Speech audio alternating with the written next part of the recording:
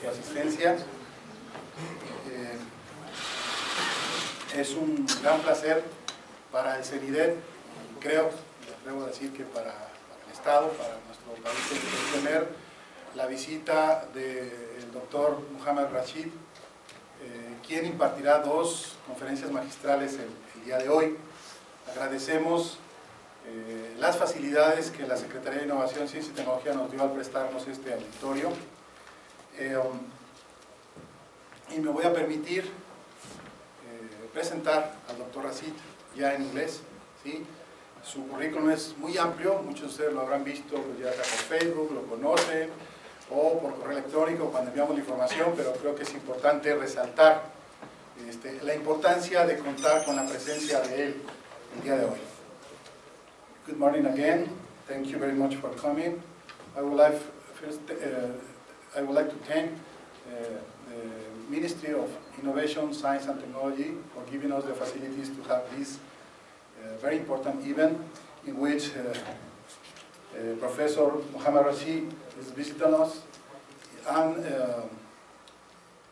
we want to thank very much him because we know that he extremely tight agenda, and it's not easy to have him with us. I would like to introduce him. Professor Rashid is employed by the University of West Florida as a professor of electrical and computer engineering. Previously, he was employed by the University of Florida, professor and director of the University of Florida and University of West Florida Joint Program. He received the degree in electrical engineering from the Bangladesh University of Engineering and Technology and the MS and PhD degree from the University of Birmingham in UK. Previously, he has worked for several universities like Indiana University, Purdue University. He has been visiting professor in several universities also, as the University of Connecticut, Concordia University in Montreal, Canada,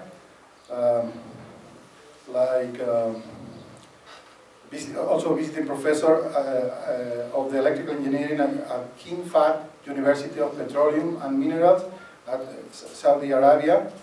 And he was design and development engineer with Brush Electrical Machines in UK, and research engineer with Lucas Group Research Center, also in UK. Dr. Rashid is actively involved in teaching, researching, and lecturing in electronics, power electronics, and professional ethics. He was published 17 books listed in the US Library of Congress, and more than 160 technical papers. His books are adopted as textbooks all over the world. His book, Power Electronics, has translation in Spanish, Portuguese, Indonesian, Korean, Italian, Chinese, Persian, and Indian edition. His book, Microelectronics, has translations in Spanish, in Mexico, and in Spain, Italian, and Chinese. He has received many invitations from foreign governments and agencies to give keynote lectures by consult by foreign universities to serve as an external examiner for undergraduate, master, and PhD examinations, by funding agencies to review research proposals, and by US and foreign universities to evaluate promotion cases for professorship. Dr. Rashid has worked as a regular employer or consultant in Canada, Korea, United Kingdom, Singapore, Malta, Libya, Malaysia, Saudi Arabia, Pakistan, and Bangladesh. He has traveled to almost all the states in USA and many countries to lecture and present papers, like in Japan, China, Hong Kong, Indonesia, Taiwan, Malaysia, Thailand, Singapore, India, Pakistan, Turkey, Saudi Arabia, United Arab Emirates, Qatar, Libya, Jordan, Egypt, Morocco, Malta, Italy, Greece, United Kingdom, Brazil, and Mexico. He is a fellow of the Institution of Engineering Technology, IIT at UK, and Life Fellow of the Institute of Electrical and Electronic Engineers, IEEE. He was elected as an IEEE Fellow with the citation Leadership in Power Electronics Education and Contribution to the Analysis and Design Methodologies of Solid-State Power Converters. Dr. Rashid is the recipient of the 1991 Outstanding Engineer Award from the Institute of Electrical and Electronic Engineers, IEEE. He received many recognitions, like to finish, his curriculum is very large, extensive. Dr. Rashid is an avid program evaluator for electrical and computer engineering and was an engineer evaluator for the Southern Association of Colleges and Schools, SACS, in USA. He is the series editor of Power Electronics and Application and Nanotechnology and Application with the CRC Press, and he serves as the editorial advisor for the Electrical Power and Energy with Elsevier Publishing. He is distinguished lecturer for several IEEE societies like the Education Society or the Industrial Application Society, and he is also author of a book which deals about the title of the conference that he will share with us now, which is the process of outcome-based education, implementation, assessment, and evaluations. The title is, as is mentioned here, of the conference, Outcome-Based Education, Implementation Steps. Please join me to welcome Dr. Rashid with an applause.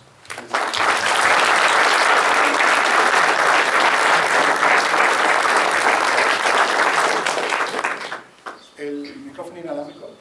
¿O ya dejaste aquí uno? Or you can just work? No, it's alámbrico. Es igual que ahora.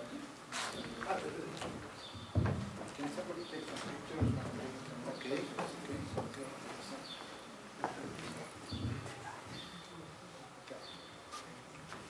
Good morning. Good morning. Can you hear me from the back? Can you hear from the back? Okay, thank you. Thank you for coming. Thank you. I want to share with something which is different. People, a lot of people know me about power electronics and microelectronics, but this time when the professor asked me, I said, well, maybe something different. And that's why I said outcome-based education. Before I go further, are there any undergraduate students here, those who are bachelor's degree? Can you raise your hand if you are doing a bachelor's degree only? ¿Quiénes tienen licenciatura? Okay. Do you anybody have masters or PhDs? Okay. A lot of them. Maybe some of them one day you may be teachers. Maybe you produce engineers and other people. Are there any here lecturers or professors? Okay, we got professors too. Are there any people from outside the state, not here, coming from another state? Okay, that's good. Well, the question is that if you come from outside, the question comes, what you take home? What is the outcome? Because you came a long drive, what you come here. That's why everything must have some outcome. And that's the idea of going some ideas about, think about, that's not something will be new for you, but something for you to think about it. If you are a student, then what you expect from your teachers. If you are a teacher, what you are expected to give it to them. That's very important. And that's why I'm going to say about some outcome-based education. This is a new things coming up, and that's I'm going to share with you. That is not all of it. I don't think you will be expert from that 1 hour, 2 hour lecture, but at least you think about it. But I would like to thank Professor Jamie, for coming, me inviting here. He asked me that to come here before March, to come last year. I said I cannot come last year because I had a trip to Malaysia, I had a trip to China, I had a trip in Bangladesh, long trip, and then I said, I can come only this week, okay? Because I just came last week. No, I came on the 7th of February from a trip in what they call the Iran, in Iran. I just came back. And that's the only week. Next week, I'll be going to India. Then after first week of April, I will be in Saudi Arabia. That's why it worked out this day that we could all work out together. I would like to thank all of them, and the ministry, and Professor Jamie to bring me inviting here. Now, whatever I say, this will be my experience as an engineer, as a researcher, as an educator, and this is my personal view. Nothing officially, I'm an evaluator, nothing to do with that, nothing to do with my university, nothing for that. It's all my personal view. You may agree with that, you may not agree with that. Before I go further, do you think I am speaking too fast or too slow? Slow, please. Which one? It's fine. Slow, please. It's fine? Yeah. Okay, now to make sure. Because I have a tendency to speak very fast.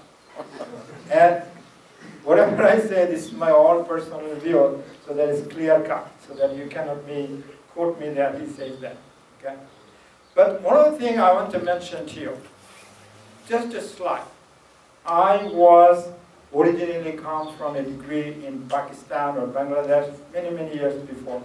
But if you look through that one, that time, we are talking about 1967. The world was a small place. The Mexican people did not go many places. The Indian people did not come many places. But now you can have a flight from Mexico City to anywhere in the world. Okay? Many places you can go there. My world was very, very small. There was no flight from Bangladesh or Dhaka to London. I had to take a flight to Karachi, Pakistan, and from there. Very, very small. Look at that. My life, I have been to many countries, many places I work. That means that when you are a student, when you are producing a student, when you are a graduate student, you don't know where your graduates should be. If you ask your graduates, they may be in Spain, they may be in different countries. They work with different engineers around the world. Okay? If I go to the hotel, you go to the hotel, I go to the hotel in Tehran. Tehran has some sanctions, and Iran has a sanction. But I went to the hotel, they kept me, I see from Korea, I see from America, I saw many people coming there. That means we need to think about it, that world is a global marketplace. The engineers should be prepared to work and do business in the global market, anywhere. Okay? This one we mentioned that I got the award, but this is the way I go to Malaysia almost every 2 times in a year. They asked me to 2007, they asked me to workshop on outcome-based education.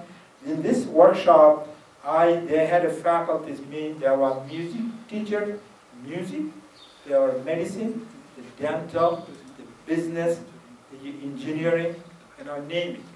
They asked me to give some lectures to the teacher, 2 days, how to start, how to make sure they achieve the outcome they want. Okay? It's not what I live like. It's not what I say. It's what the outcome would be of that education. I learned it from them. I give a lectures there too. And also one of the things to learn from Malaysia. See that? A lot of countries, they say, in USA we fight. We struggle to increase this, especially the female in engineering. Female in engineering, we fight. We struggle to do that. And USA is about 15% of female come for engineering. In Malaysia, more than 50%. You can see all the lecturers. They're all lecturers. Most of them are female, young, and positive. That's why we need to learn from that. The other part of our home, is an integral part of this business. Then I have been, can you put the light a little bit all dark? I cannot see their face. Okay? I would like to see a little bit of face, not saying in the dark. Rubén, ¿puedes poner un poco de luz? Can you put a bit light? Like you are speaking to is a wall, wall? Like speaking to a wall. When you go home, nobody's listening to you, but you want to see the face. You want to see the interaction. You want to see the human feeling. You know what I mean? Yeah. That's the beauty of the live lecture, okay? Is to see the people's eyes, how they react. This is also part of that, agree? That's why I've been giving lectures from 2007, and then in 2012, one of the persons says, I give a lectures different universities on OBE, nothing else. They said, why don't you write a book so that we can see it in one piece? Because if you give a lecture, somebody says that, somebody says another thing, somebody says another thing, and then I decided to write this book, The Process of Outcome-Based Education, and I decided to not to publish with the publisher because they make money, okay? I decided to publish with the university I go through, and that's the idea for that, okay? I decided to publish through them, this university. Can you put a little bit light? I cannot even see my keys even. You see, I like Mexico. A lot of places, my interaction with Mexico was in Veracruz, 2001. They had a congress, the biggest lecture I gave in my life. They had a congress of the Veracruz Institute of Technology. There was 1,000 students. You believe that? 1,000 students. That was my first interaction in Mexico there. That was when I go to Celaya, and I came to the CINIDAC 2008. They asked me that to go there, Celaya Polytechnic. I went there. That was the last time I came there in Mexico. Okay? Now, the question is, what is the outcome? This is always for an outcome here. That I want to spend that when you're sitting down, when you leave this place, I want to make sure what you take home. There must be some outcome. Okay? You don't go for nothing. It is always, if you go for shopping, you go for something, how would you like, if I want to go, you always have something in mind. I want to go to Mexico City, or I want to go to the airport. Now, once you know the airport, then you follow a path, you go there. If you say if you're driving without any aim, you can drive all the time, you'll never know go back. Okay? You take your car, you just drive, you will never end to that. It's always there has to be some outcome, some goals there. Now, I think that there will be desirable skills. There must be skills. You should need that. It's very important. If you have a degree program, you should say what is your objective, what is your outcome, what will be the outcome, or you should be define that. Then you should make sure that it's not giving an education. We should make sure we cultivate thinking. It's very thinking. That's very important. And also, you will be able to reach the cognitive level. What makes our brain to think, you know? And it's an exercise of the brain. And I explain the memory. You're going to see that how memory is very important, how much we can remember that. And then also skills we need. And then also, you'll be able to see that some of the idea of how to start, okay? That's the objective. When I finish that, you should be able to have some of those when you leave, okay? There's always has to be some outcome. What is the bottom line? And one of the things we should keep in mind that technology is not waiting for you and me. They're always coming up with a new thing, about 6 to 12 months, always changing them. That means that it's very important, whatever you are learning, whatever we are teaching, your professor teaching, these things will not be there in 10 years from now, or 5 years from now. Things will change. That means if you want to be survive in this changing world, you have to always learn something that is very important to them. People, they don't work if you are at a particular degree in, say, electronics or electrical or communication or computer, doesn't mean whole life will be working from that. People's changes because of the job situation. Like Professor Jamie, he was a professor, he worked with the ministry. Okay. Maybe he never taught any mathematics, he never taught any equation, never power electronics. That's why people will do many things there. This is important to have develop some ability. That means what we need for the society, a group of people that are educated, not only engineering, but any discipline to make them a thinker, to solve some problems, to think critically. This is very important to give some abilities for them. But what is the outcome-based education? You know, everything we do in our life, there must be an outcome. This is true for education too. That means that if I come here, the question is, why did I come? What did I get out of it? I came by flight, I came to travel, what do I get out of that? What is the outcome? You go outside to do a shopping. You want to see a female will have a show, I'm going to buy this dress, I'm going to buy this, that. Man or female are going to, I'm going to buy a shirt or something. There must be something in mind to have that outcome. And once you have that outcome, there will be an objective. What is the objective? I'm going to buy a dress, nice dress, which I like. What is the outcome? There must be, this is this color I want, this is the way I can choose it, but I have a restriction on the price and other thing. You make those outcomes. There must be an outcome. As a result of that, there must be an outcome for education too. For example, like this Ministry of Education, give money senior debt. This much of money get. How do you know what they produce? What do they can do? What they can do? How do you assess that? How do you measure that they will achieve that? These are the things is very important. There must be some objectives. That means that each educational program has much well-defined outcome, producing certain skills and abilities to meet the needs of these stakeholders, societies, and countries. There must be some outcome. What is the outcome? It's not getting a degree, so what? What they can do? You got a degree in computer, can they program a computer science degree? Can they develop a software? Can they write a software? Can they evaluate a software? This sort of thing. You got a degree in engineering, can they solve a problem? No, this sort of thing. There must be some skills and ability. You cannot say, well, I'm a professor, I'm teaching a class. While everybody knows me, you're taking my class, you'll be sure you'll know something. That's not true. You tell us what you'll be able to learn. If I come to your class, what I'll be able to learn. Tell me from the beginning. Okay? Don't tell me that you are a big professor, whatever you say, it's a good thing, I'm going to learn something. That's not true. Tell me at the beginning what I will be able to do for you.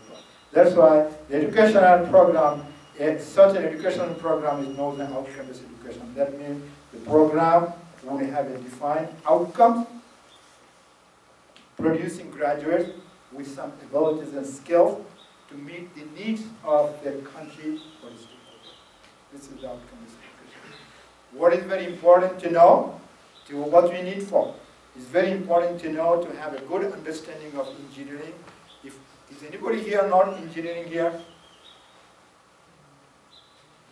Music, finers, other one, all engineering? Okay. If you are engineering, there must be some fundamentals. If you look through 1960, the fundamental physics, chemistry, math, they don't change much. But engineering changed. They must be able to work in a multidisciplinary. The teams are very multidisciplinary. It's not only one unit. There are many things there. To make this computer work here, you see that my computer is a high resolution. Sometimes it doesn't interact with this, the resolution of that, the overhead projector. It makes a problem. Like look at how many people work. Somebody came here, somebody worked on that, other came there. It's a teamwork. There's a multidisciplinary teamwork. And there will be system approach, not only one person. There may be practice. It's not only theory, there must be practice, engineering. Can they apply something they learn? There will be communication skills. It's very important to communicate great ideas somebody have. There will be ethical standard. There should be moral and ethics. You can trust that. You can rely the person. There is the ethics for that. There's very human being. As a human being, it's very important we work as a human being. This is part of that. We should have the ethics. We should giving some work, do it sincerely, honestly. It's very important. We should be able to think critically, creatively, independently, and cooperatively. It's not, we know that the technology has to change one level to the another one. Whoever invented like the iPhone and like this, 3G, 1G, 2G, 3G, every time you come up with a new thing, you have to improve that one. The other one, curiosity to lifelong learning. Is always willing to learn. These are it's very important to work as a team. These are the things are very important for them. Now, what are the learning domains? These are the domains I copied from a Malaysian When I want to give this workshop, the Malaysian ministry says, well, you are teaching Islamic history, you are teaching music, you are teaching business, so what? What they can do? The ministry says you have to make sure every program, if you are in sociology, music, history, anthropology, every program must make sure that this music is a content, electrical engineering a content. They should be able to apply them in practice. They should have a social responsibility. They should have a good ethical values and professionalism and integrity. You can rely on the person. You should be a communication skill, leadership skill, and group working skill. You should make sure you do that. It should be able to problem and scientific skills. Okay? Information management and lifelong skill, management and entrepreneurship. If an engineer becomes a restaurant or a business or a gas station or petrol station, whatever the person should be able to manage, and then entrepreneurship. Like Professor Jimmy went to this work with the ministry, he has to do a lot of management stuff, a lot of entrepreneurship, thinking about how to make this technology better there. These are the skills the ministry say every program. Electrical engineering is a content, music is a content, business is a content. Every program has to do that. That's why the whole country was thinking about how do you do that. Ubi, they always, if you ask the Malaysian, everybody knows in the university what is it Ubi, how to do that, okay? How to start from that, okay? It's not only that, you have to prove it, you have to demonstrate. It's not having that one, you have to demonstrate that. Anyway, the requirement come from the Ministry of Education, sometimes come from accreditation agency, sometimes come from the university. Each one has a different thing. But this Malaysian has to satisfy the ministry. The ministry one has to satisfy that. There may be some other things also may satisfy that. The USA come from there, is a north central, it's got there are regional accreditation, they also ask them to. There is a one thing probably you may not know that. It's called the Washington Accord. So what is in Washington Accord? The question comes here.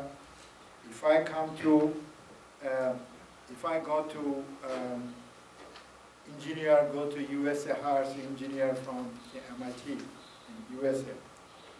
Now the question comes, if they come to Mexico, how they will know the graduates of MIT or Purdue or other places are equivalent to that place?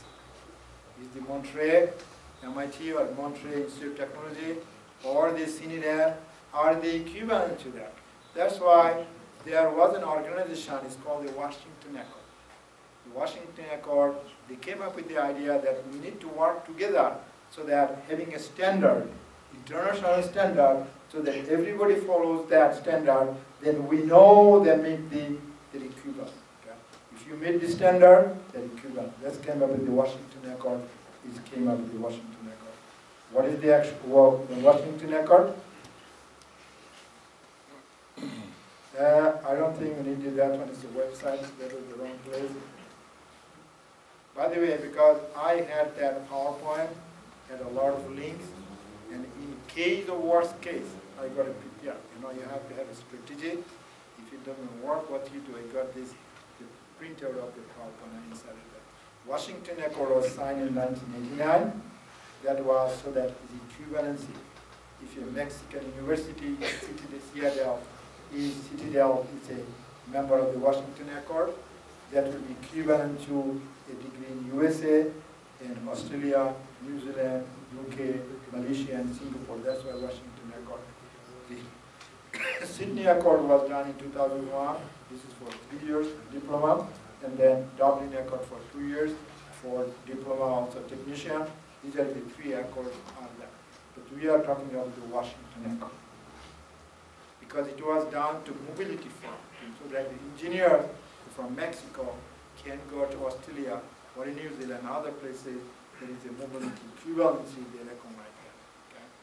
And what is important, like you go to in Malaysia, an American graduates go to Malaysia, or engineer or engineer or employer come to Malaysia or come to Mexico. The first question asked is a Malaysian degree is a member of the militia, is a member of the militia, Washington Accord, yes. His degree is credited by that organization, yes.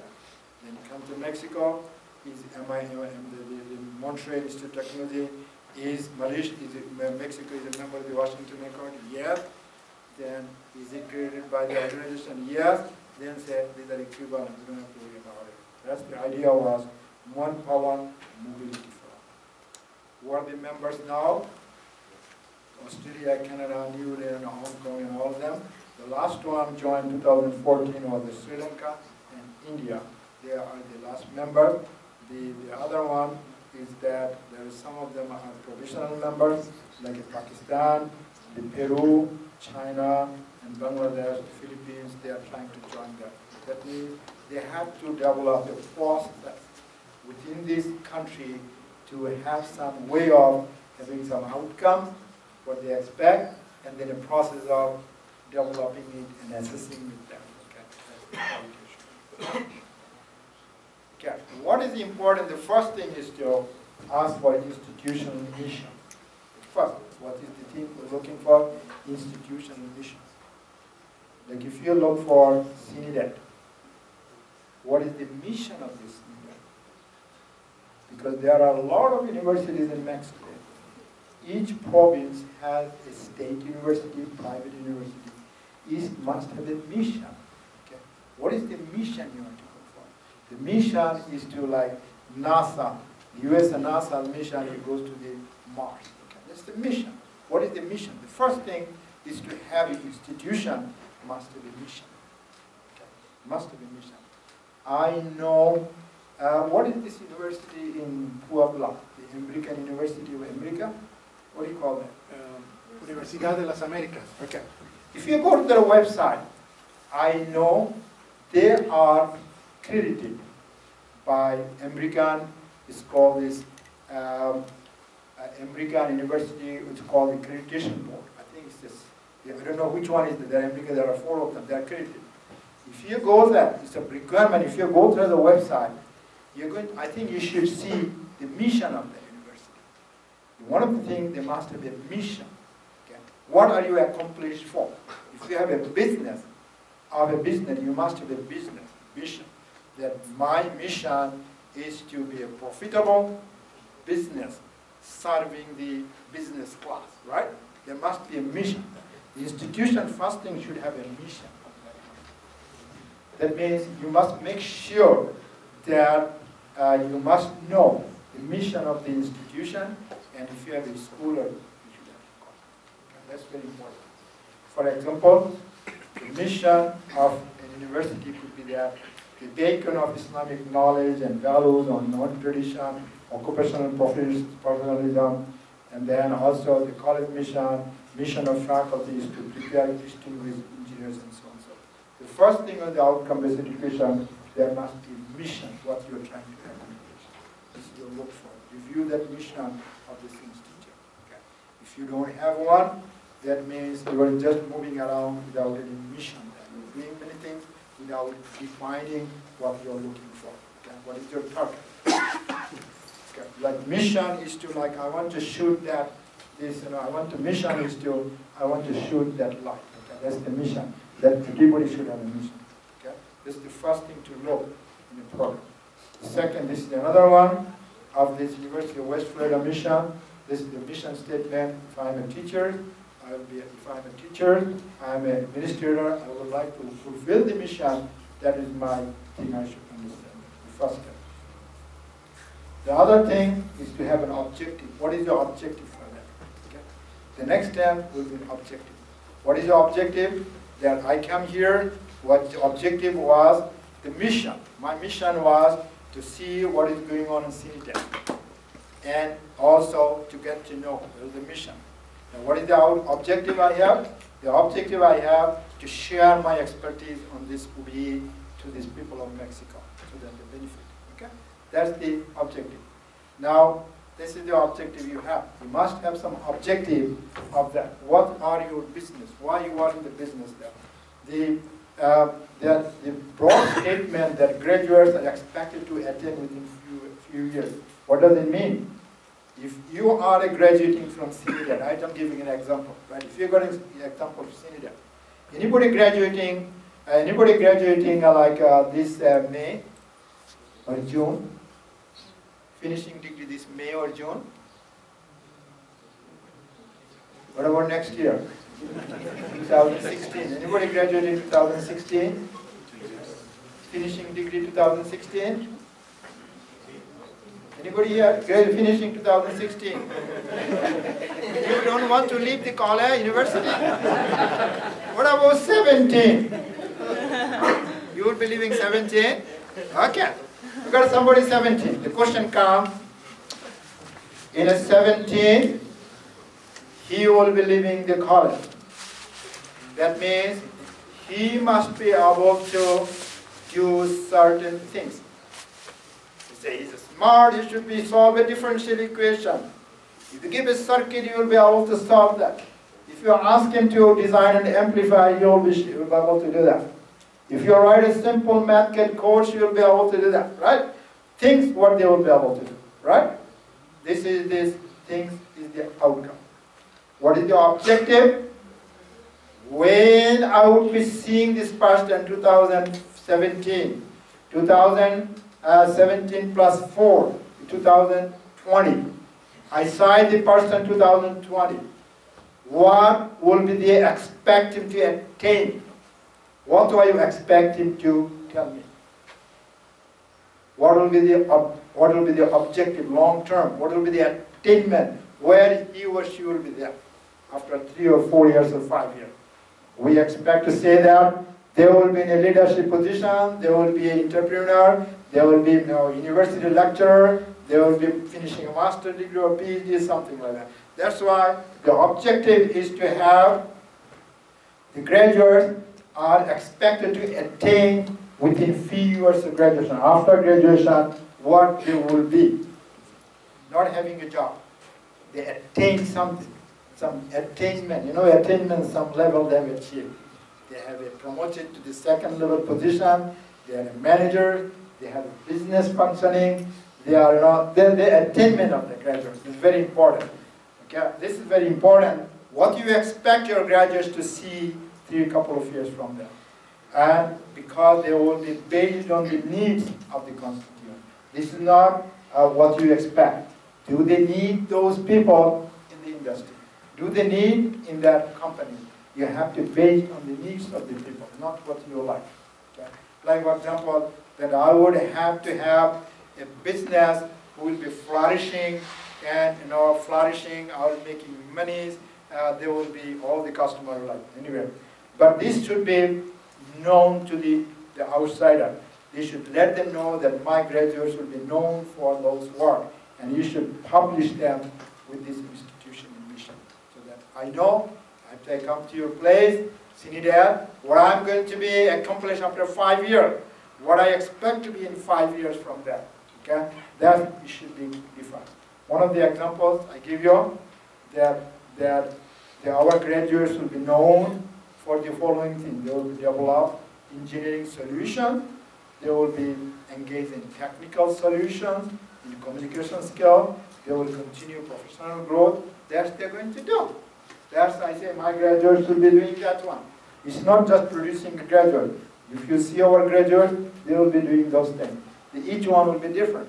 If you will be military, they will be different. Military will say that my graduates should be leaders and technical leaders in military science. Okay, they will be define your objectives.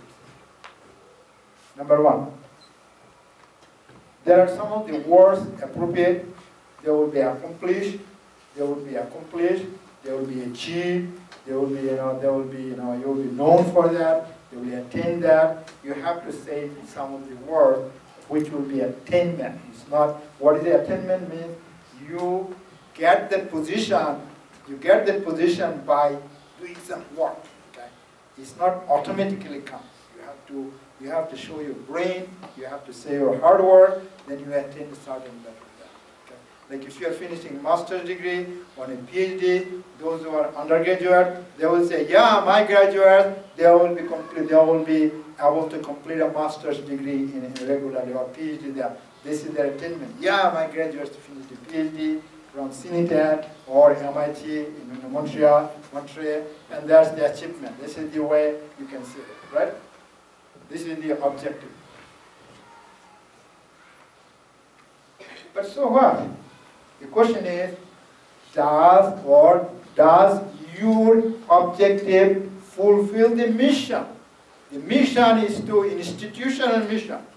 Maybe that mission of the CNIDAD to develop the technological foundation of this Mexican region. This is the mission. Does this program, does it?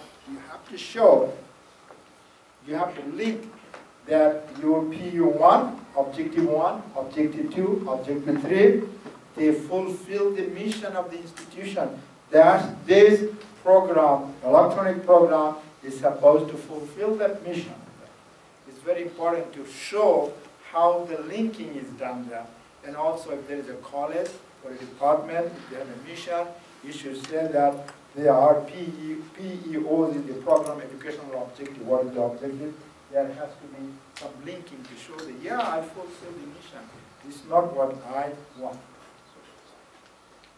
And you should show, like this table, you should say that this is the mission, my objective, I should say, yeah, these are not redundant, they are linked. You should show that at least that how they are related there. It's not just I just have something there. No, you have to show that your objectives are inconsistent with the mission of the institution, of this mission of the business of the university. What is the outcome? There are a lot of outcomes. The outcome, finishing a degree. The outcome means, what is the outcome? What the students are able to do. Okay. The outcome describe what the students are expected to know or able to do by the time of graduation. What they're able to do when they graduate. Today they're graduating, they're getting a certificate. What they can do. Okay? You say, well, my students came to the swimming lesson, they can swim like 100 meters without any problem. My son or daughter, he can run or she can run 100 meters without any problem, right? These are the one, what they can do by the time of graduation. This is the outcome. The outcome means that what they can do the time they graduate and the skills they have, what they can do, able to do by the time of graduation. These are the outcome. Now here what you're doing now, you are not taking this, whether it's the Montreal Institute or the CNIDAD, you are not taking anything out of it. Only thing what they can do, okay? What they can do. Like, number one, that the recognition for the lifelong learning and knowledge of contemporary issues. Just to give an example, two of them, these are the outcome, okay? The outcome should have a program outcome, means when they finish 4 years, when they finish a master's degree or PhD degree, that's the outcome what they are talking about.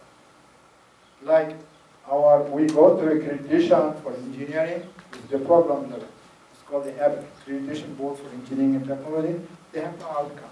These are the A to K, all graduates, all American universities going through, and a good engineering university, they have to go for accreditation, they have to satisfy that. Look at that list.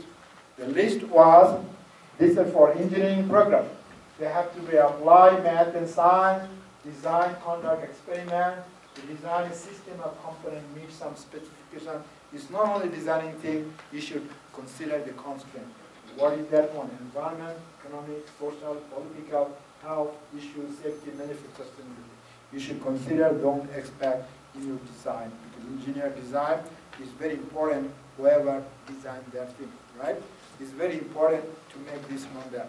Because somebody who designed the chairs, whoever designed the chair, the person will be useful for the person to know the human being will be sitting down there, not a robot.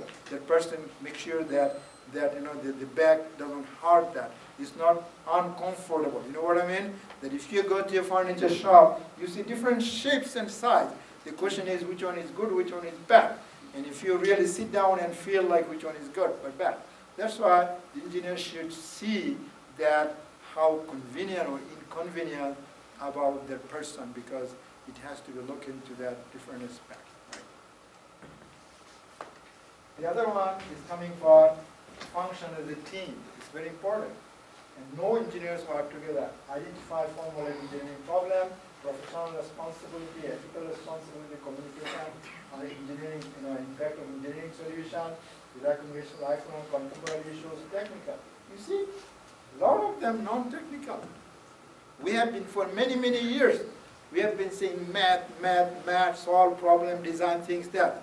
But engineers need a lot of things beyond that. They need many things beyond that. Somebody called this out of 11, 6 of them, not really engineering. We used to have that. These are important. Teamwork is important. Ethical things important. Lifelong learning is important. And then all of them are important too. Then we need to prepare graduates with those skills there. There's the accreditation team looking for that. And I also go for evaluation as a team. I say, well, show me where your students can do contemporary report, contemporary issues, lifelong learning. Show me how do you prove it, where I can find the evidence. You ask those questions. They're becoming a challenging situation. These are very important to know that. Okay? These are the outcome now. Now here doesn't come here. You show it. You show it, prove it. Your graduates can do that. Nothing to do with MIT, nothing to do with Purdue, nothing to do with the university. You show me. Your students can do that. We are all in the same field, satisfying the same achievement. As a result, whoever coming from this program A, program B, all C, they will be the similar level. Somebody may be better, somebody may less, but everybody would have the minimum things to demonstrate the achievement of the outcome. Okay? And this is the one also, it's very important to have the lifelong learning, management skills, all of them we mentioned to that one. And now, I mentioned about Washington Accord. Remember Washington Accord? We say the international standard. They came up with the standard. This one I give you the ABET. This is the Washington Accord standard. By the way, everybody has to satisfy that ABET. Everybody has to satisfy the Washington Accord. This is a higher level. The ABET also satisfy that. England also, British also satisfy that one. These are these Washington Accord. Look at that.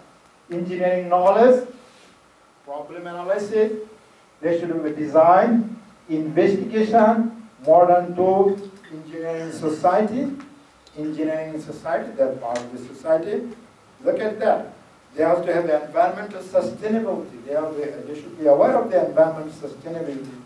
They should be able to have the ethics, individual and teamwork. They should be communication skills. They should have a project management. Lifelong learning. These are the skills, is the global standard. Malaysia has joined the Washington Accord. They have to satisfy those outcomes. They have to prove the students can do that.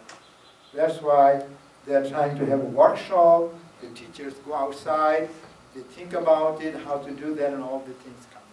Right? That's why some countries are having a process to have those outcomes. The ABET also has to satisfy those ones. But if you look through carefully, the ABET A to K, they do pretty much do the similar one. The British one has to do that, and then all of them has to do that. That's why come the international accord. A lot of countries are trying to join them, because once they join that, the degree will be equivalent to other countries. That it will be easy to go from a job from one country to another country. That's the idea. A lot of countries do that. It's a new world now. It's a new things now. It's like it's a marketplace.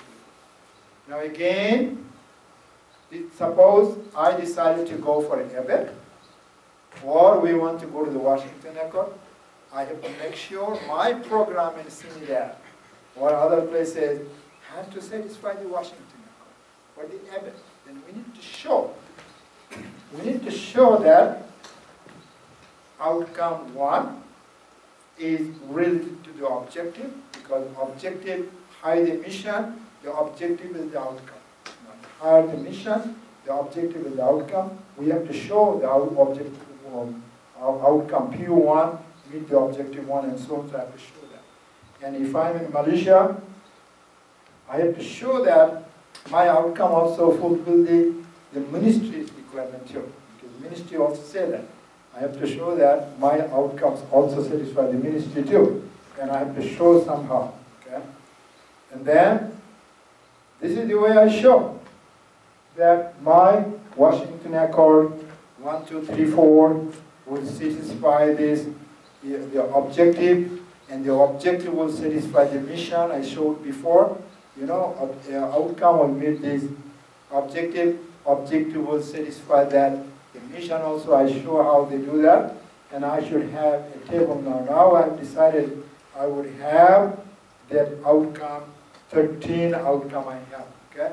This is the program I'm going to show my students will be able to do that. That's my task I have. Once I have that, the Washington Accord, if you go to the website, you search the Google WashingtonAccord.org, you will find it. Now what do we have now? We have to have some courses, curriculum, to have achieved them. Okay? We have to have some curriculum to have those courses done. Now come the real curriculum. You know, curriculum, all the courses we teach, we have to have some courses so that we meet those outcomes, objectives, and the mission. We need a curriculum. Now what you have now, you all have a curriculum so that they meet those requirements there. Giving an example, like my curriculum has a lot of courses, right? A lot of courses my courses have. Many of the universities has courses. Like course 1, course 2, course 3. I have to say that, how do I meet the requirement? There has to be math, there has to be engineering and science, there is some accreditation. I have to make sure that I meet those requirements there. And I have to make that, especially for ABET, I have to have a math and science. There is some requirement, general education, and then also engineering topics. And there are courses I get. Okay? I show I have a courses. This is the curriculum I have. And there are also requirements that I have a curricular requirement that I have 134 credit hours, and some of them I must have like how much percentage. I have to have a minimum certain percentage in math and science. Because USA program requires a lot of math and science. You must have a math and science so that you got a strong background there. Then I have to have some courses. I have all the courses. These courses should produce the outcome, right? Each course that I have, about 40 courses I have, they have to produce some outcome. If they don't produce an outcome, they are redundant. They don't need them. The idea is to have those, the idea is to have that you have to play a game, football game, is to make a goal. Okay, this is your goal, make the goal. Then if you don't have anybody, who doesn't, contribute to making a goal then. That's the one you want to see that. I have to have the course number 1, where does it fit? Course number 1, does it contribute to the objective? Does it contribute to the outcome? If they don't, we don't need that, right? We don't need that course. The course number 1, do they contribute to the objective? Do they contribute to the outcome? If they do, fine. If they don't, we don't need it. Agree? That's why we are trying to look into the courses we have. We have to prepare a table that the courses to the objective, courses to the outcome. Okay? Then, once you have done that, we come to this courses. That's why I'm going to show here.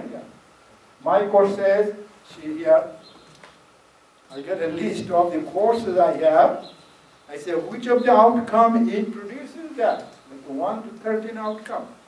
Not all of them contribute to all of the outcome, right? Not all courses, not all of them.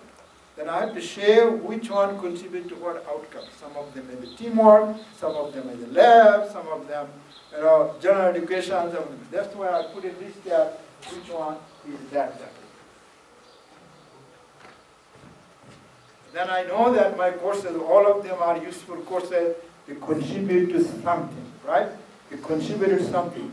Like, like every day I take some multivitamin tablet, right? I take some multivitamin tablet. This morning I took multivitamin tablet. I need to know which one helped me, which one doesn't help me, right? If I think one doesn't need me, just forget about that. It's not because I have to have some vitamins, 7 vitamins, right? But I have to make sure I take the useful one, which is useful to me. It's not because I like a course.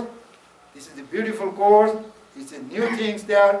It's not important. The question is, does it contribute to my outcome? Does it contribute to my objective? Does this course contribute to the mission of the institution? Agreed? This is not what I like the course. This is the one I say, well, yeah, all the courses are important. They also contribute to them. Now, one of the questions always asked for lifelong learning.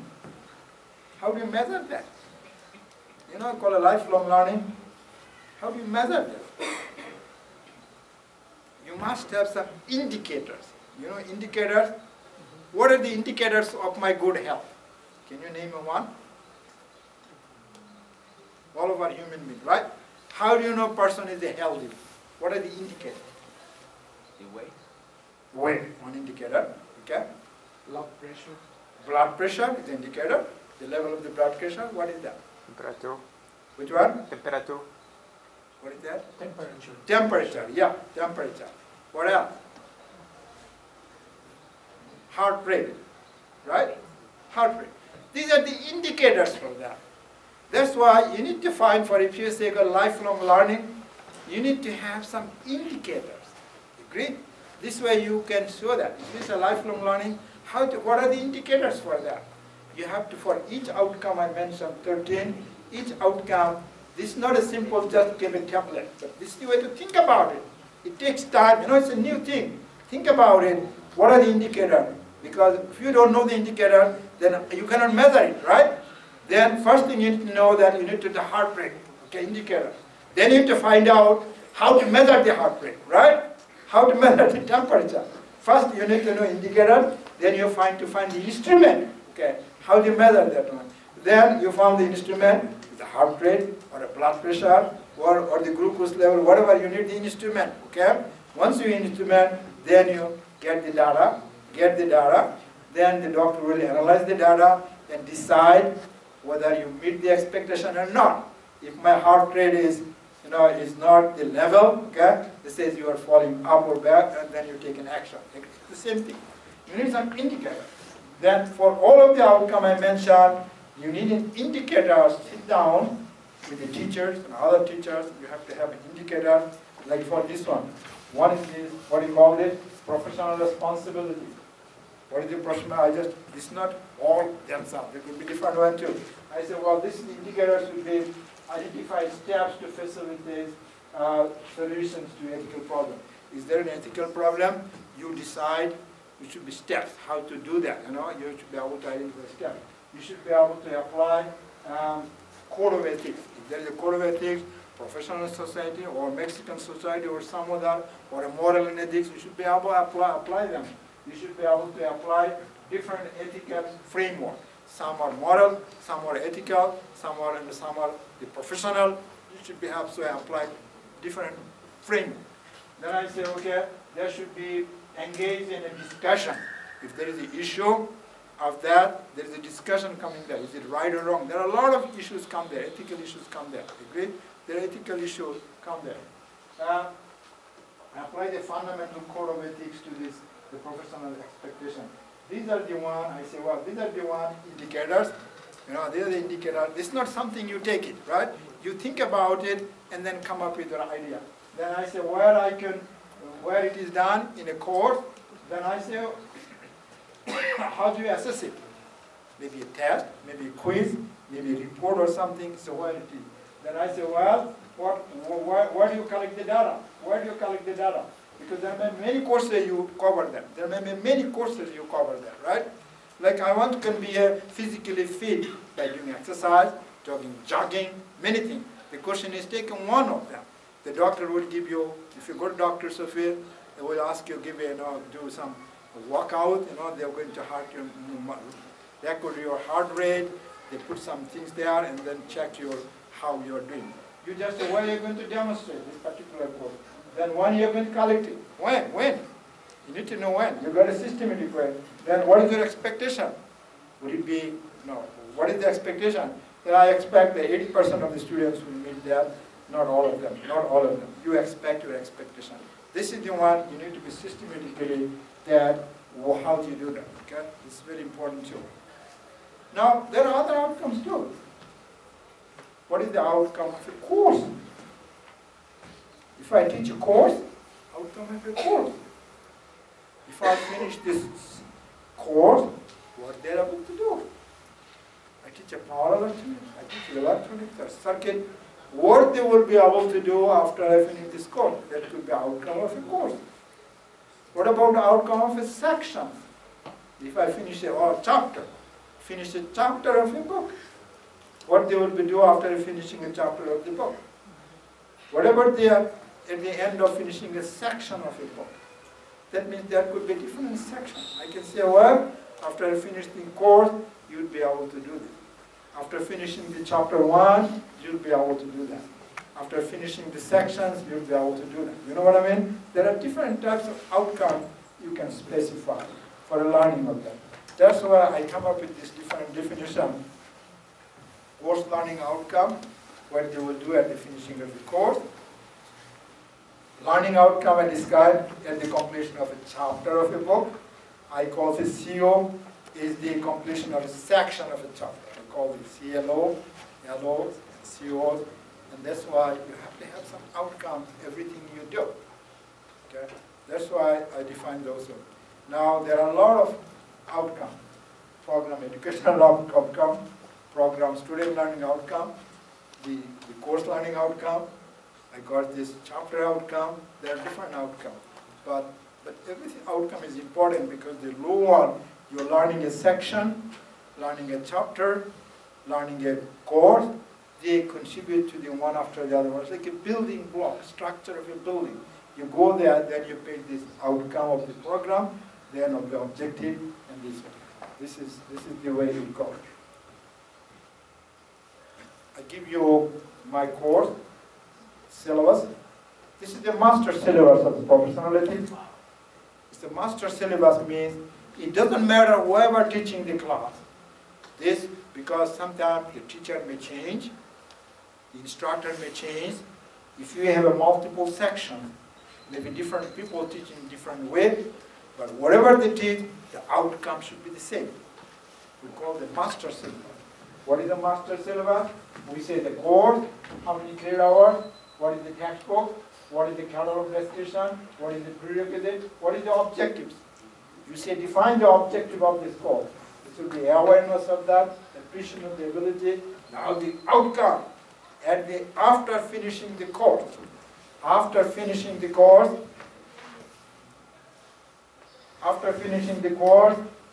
after successfully completing the course with a grade of C or better, students should be able to do the following things. I say it clearly. Explain the importance of professional ethics in engineering. Describe the clear definition of engineering ethics. Should be explained the list of one technical framework. You should be able to list the fundamental code of ethics. Identify steps to solve ethical problems. Apply the engineering code of ethics and describe the importance of lifelong learning. They should be able to describe that. These are the ones I say my students should be able to do that. Now, as an instructor, I have to prove it, right? I have to prove they can do that. Now, that means that I have to collect the students' work, creating a folder. I say, look, my students can do that. Okay? This is the proof. I will have a folder having the students some of the sample work, 2 or 3, two work. One is good, not so bad, good.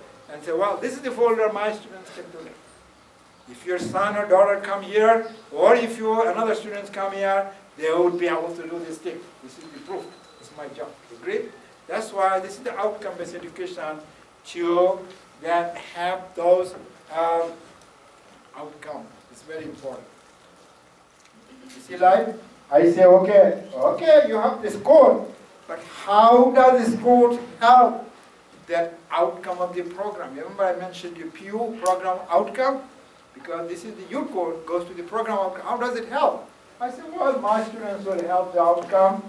Number 6, 9, and 10, they will contribute to that one. Remember, if your course does not contribute to the outcome, this is used or redundant, okay? My course is not redundant because it contributes to some of the outcome at the end. And then I say, well, this is my syllabus. We're going to have those classes. And these are the classes we're going to cover those cards. This is the master syllabus we consider that. Okay? Then the next one I have is the detailed syllabus. Now is the implementation of them. How I implement that. How I implement that, the one I described, right? It's the implementation of the solution. I give them a lot of things. You've got a long solution. I say, what I expect from you. I expect from you. I say, what do you expect from me? And where you can find all of them. And how do I go the grade? And how do I grade them? Look at that. I say grade them. You have to have quizzes. You have to have quizzes. You have to have some case studies. You have to write a report. You have to have final quiz.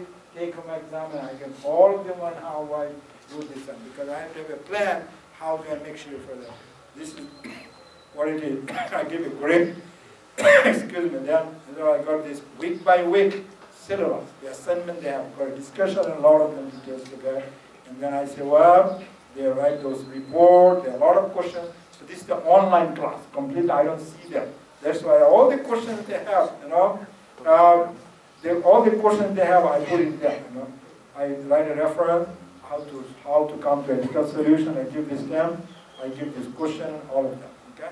This is the one. I also teach a power electronics. That's why I give the power electronics. I say that they will be able to describe the operation of the converters, explain the control characteristics of power semiconductor switches, calculate the values of circuit parameters, calculate the effect of various modulation techniques, analyze performance of a simple the power electronic circuit, apply dispatch and MATCAD source for that. These are the one I said this is the objective of my course, and then I teach this course.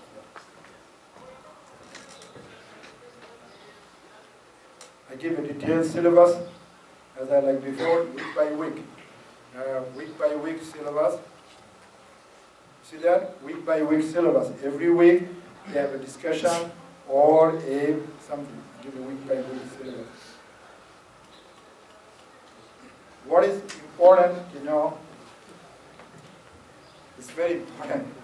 It's called this taxonomy. Bloom was a psychology professor. Have you heard the word professor is knowledgeable? You hear that professor is very knowledgeable about it. What does it mean? The Bloom was a psychology professor. He went to a conference. He put some technology of defining the knowledge, the classification of the knowledge. He came up in 1940. That is all this. That becomes the analysis of educational outcome. The outcome of education, it came up of that to analyze that outcome based on the three domains. One is the cognitive of the development of the brain. Another is the affective domain to communicate. Another is the psychomotor, like a physical exercise. Like if you look at a child playing in the playground, it gives a psychomotor. When you have a communication, it's the affective domain. And then another one is the brain thinking.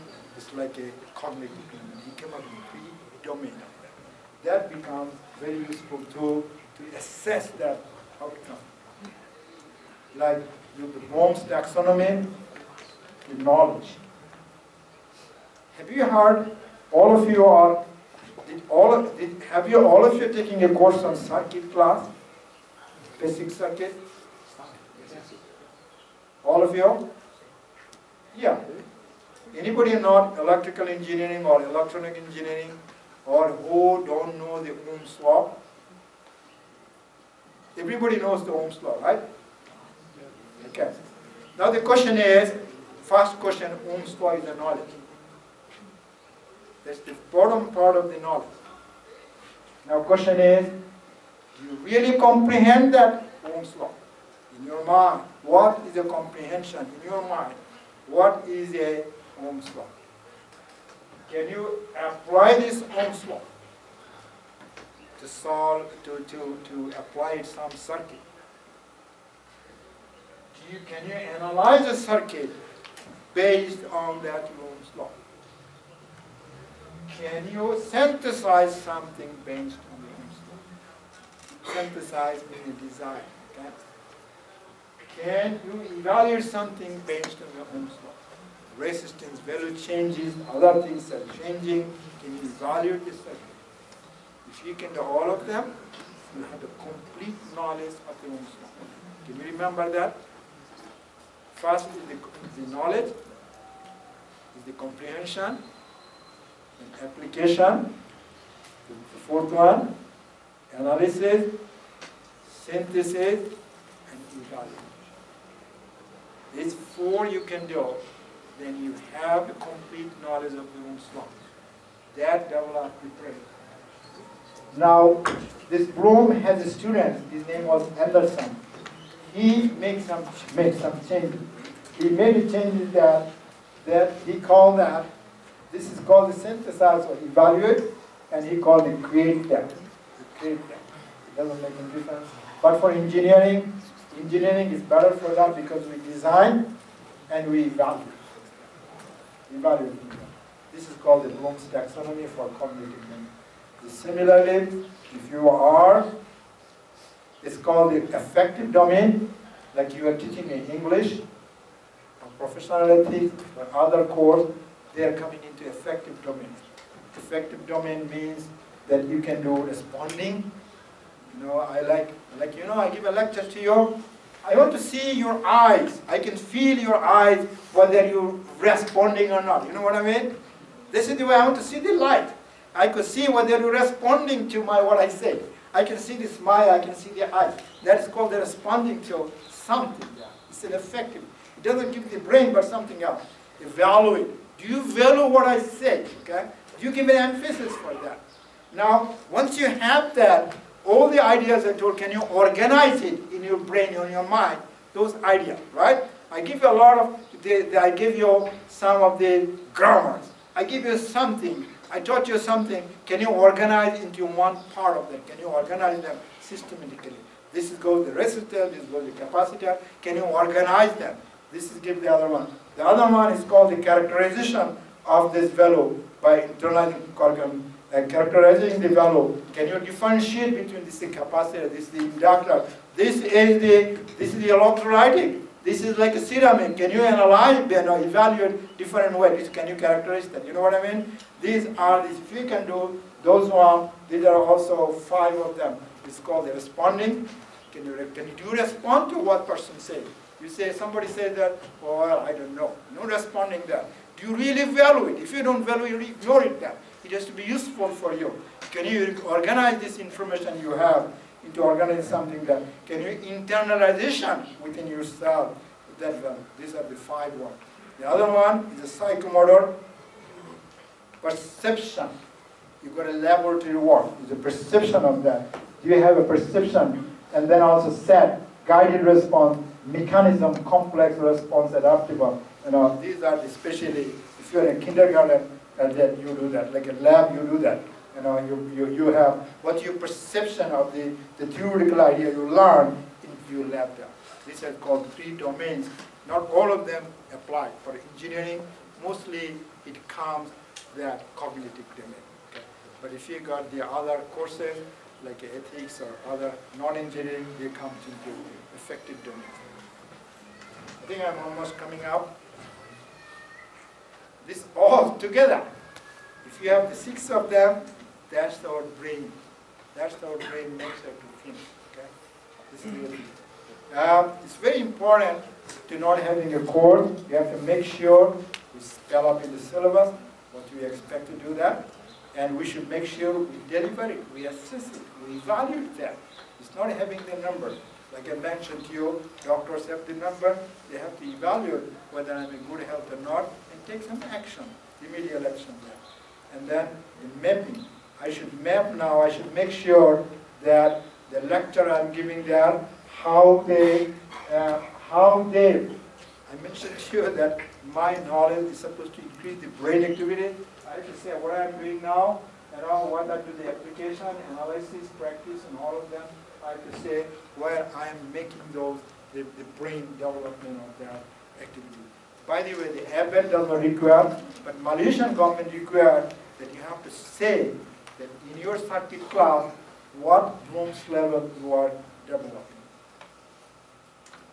These are the one I give this, I say I have a 1, I have those one by some of them are quizzes, some of them final exam, some of them are discussion. I give a contemporary report or PowerPoint. I have to have a different way. Then eventually, I write a report. I write a report in the folder. Says, yeah, my students have done that. They have done, how much the average was that, which one the course learning outcome was, by what quizzes or what, how much attainment. I create a folder for all of them. This is the one, again, this information. Now, I just want to let you know that if you are a teacher or a professor, if you're writing a book, and I have a series on energy series with Elsevier, you're welcome to write a book for my series. And then this is the books, a lot of you, does anybody know about microelectronics book? I don't only power electronics, I also have a microelectronics book. Okay? It's available in Mexico. There is, I think, a Mexican translation. I got a lot of design because I teach. I want to include design there. It's because of design, conceptual design. And then I also integrate a B-Spice, show that my theory, I design it work. Okay? A lot of applications I give. I give a show that my design work. And then I also have a book on power electronics. I got a new book on alternative energy. This is my power electronics pipe. This is the 4th edition of my power electronics. Has anybody seen the 4th edition? This is a new book. This is the, not the 3rd one. It came in 2013, officially 2014. Thank you.